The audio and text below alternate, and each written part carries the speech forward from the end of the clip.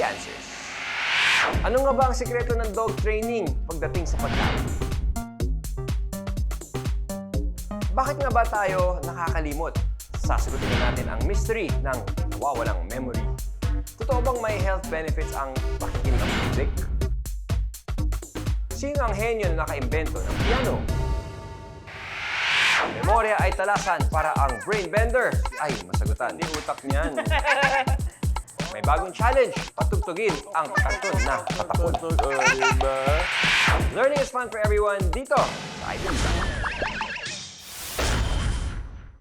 Good morning, iBelievers! Good morning! Good morning, Ate Shai. Good morning, Mikmi. Good morning, Ate Uy, Shaira. wow, Mikmi. Ang cute naman yan. Uy. No, Ate Shai, tingnan mo. Oo nga. Ikaw ba nag-drawing yan, Mikmi? Opo, Kuya Chris, Ate Shaira. Binigyan nga po ako ni teacher ng stars para sa drawing ko na ito eh. Alam mo, bagay ang drawing mo sa QOTD natin. Ay, oo nga, no? Dahil ang question of the day natin ay galing kay Kylie Almiron.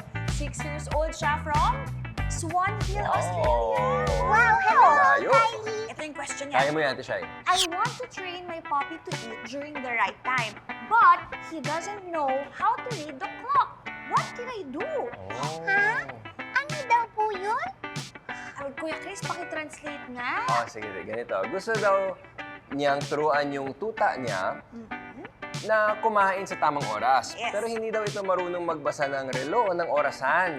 So ano daw ang pwede niyang gawin? Paano nga ba po? Don't worry. May sagot tayo dyan because we've got all the answers! It's trivia time, iBelievers! Napatunayan ng psychologist na si Ivan Pavlov na natututo ang mga aso kapag A.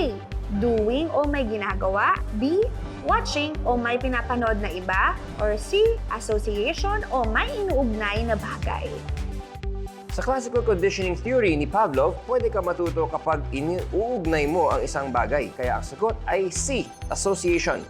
1890s nang may mapansin ang Russian physiologist at psychologist na si Ivan Pavlov. Alam ng mga aso niya pag gutom na sila kasi lagi sila naglalaway pag nakakita sila ng pagkain. Pero kahit wala pang pagkain, naglalaway rin sila tuwing narinig nila yung footsteps ng lab assistant niya. O di kaya pag nakakita sila ng puting lab coat. Siya kasi ang nagdadala ng pagkain nila. Napansin ni Pavlov na dahil sa naririnig at nakikita nila, naglalaway yung mga aso niya. Kasi sa tingin nila na ibig sabihin ng mga yon ay kakain na sila.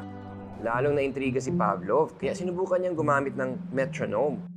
Noong una, walang paki yung mga aso doon sa tunog ng metronome. Pero hindi siya gumive up. Kaya doon sa next trials nila, kapag nagpatunog sila ng metronome, may kasunod agad na mga pagkain.